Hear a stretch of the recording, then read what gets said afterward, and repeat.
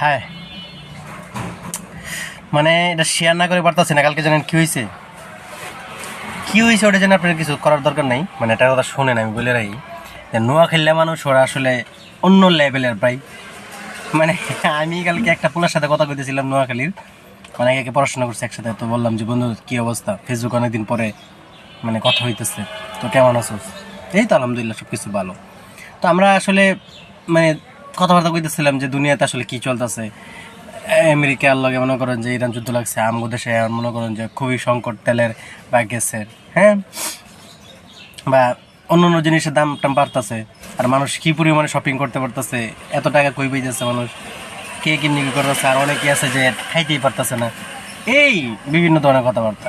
তো এক পর্যায়ে আমি বললাম যে আলহামদুলিল্লাহ যে এত সুন্দর দুনিয়াতে, এত এত এত বড় একটা দুনিয়াতে পৃথিবীতে আল্লাহ করে পাঠাইছে। পৃথিবীতে কত বড়, কত গোল, হ্যাঁ, একে অপরের সাথে অনেক দিন পর হলে দেখা হয়ে যায়, এই সে মানে অনেক কথাবার্তা আর কি।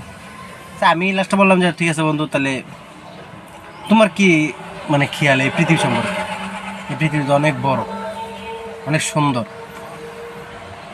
তো আমার কইতেছে যে আমি জানি না পৃথিবী সম্পর্কে আমার কোনো ধারণা নেই। নোয়াখালী বন্ধু কইতেছে পৃথিবী সম্পর্কে তার কোনো ধারণা নাই, কিন্তু নোয়াখালী সুন্দর, নোয়াখালী পৃথিবীর চেয়ে বড়, এটা সে জানে। তাই এটা ধারণা আছে যে নোয়াখালী অনেক বড়, নোয়াখালী অনেক সুন্দর। What the fuck is this, bro? এটা কি ধরনের কথা যে নোয়াখালী নাকি পৃথিবীর চেয়ে বড়? মানে আমি যে মানে এমনিতে তো জানি নোয়াখালীরা মনে করো যে গাওরা ওরা যা কয় ওটাই সবার আগে প্রাধান্য দেয়, পরে হচ্ছে সবার কথা। কথায় আছে না যে বিচার মানে কিন্তু তাল গাছ আমার, এই সে নোয়াখালীর অবস্থা। নোয়াখালী রে